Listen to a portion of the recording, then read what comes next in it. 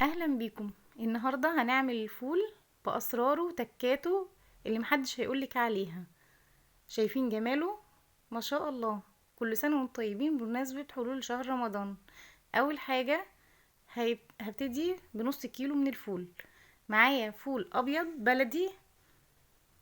انا بحب الحبايه دي جدا. ما تجيبيش اللي هو التاني الغامق عشان هيغمق لك الدنيا. انا غسلته وشلت اي حبايه مش مستحبه فيه ونقعته بميه. انا هسيبه في الميه دي من ليله كامله ل 24 ساعه. انا سيبته 24 ساعه،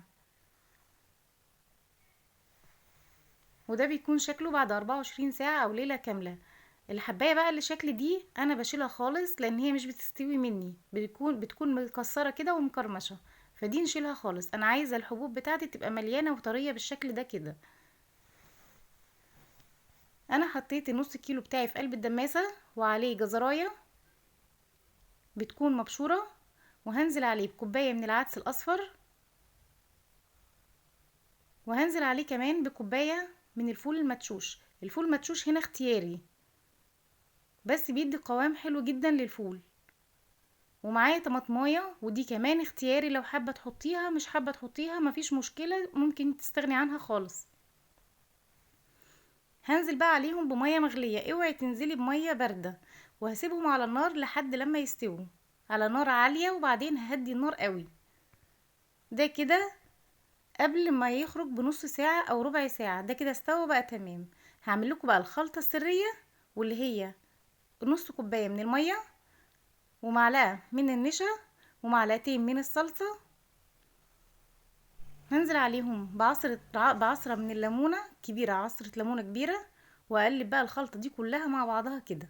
حابة تحطي في الوقت ده بابريكا تمام، بتكون معلقة صغيرة خالص، بس انا استغنيت عنها وما حطيتهاش. هقلب كل الكلام ده، وهجيب الفول بتاعنا من على النار، هنزل عليه الخلطة بتاعتنا. شايفين بقى عامل ازاي؟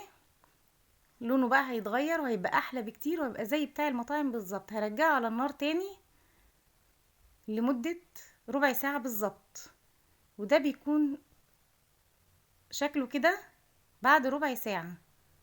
شايفين بقى الصوص بتاعه عامل ازاي؟ ما شاء الله، بجد احلى من فول المطاعم. لو جربتي الطريقة دي هتبطلي تجيبيه من بره. شايفين؟ ما شاء الله، مفيش بقى كلام تاني. وشايفين الفول كمان، الفول مدشوش اداله قوام رهيب. شايفين الصوص بتاعه؟ شايفينه عامل ازاي؟ ما شاء الله، حبيته زي الزبدة. انا سبته على النار اخد مني بس ساعتين على نار هادية خالص. ما شاء الله، شايفين؟